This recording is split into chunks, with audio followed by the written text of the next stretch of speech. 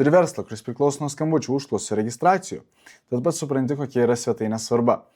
Ir štai 3 pagrindinės klaidos, kurias daro kiekvienas verslininkas turėdamas tokio tipo verslą. Pirma, svetainė yra sukuriama per moderni.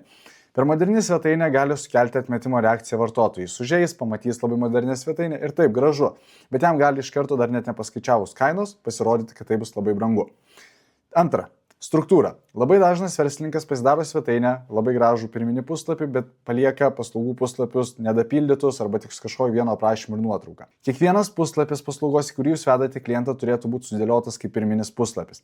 Tai yra tarsi vieno puslapio svetainė atskira. Ir jeigu tai nebus, jūsų konversijos kiekis kris.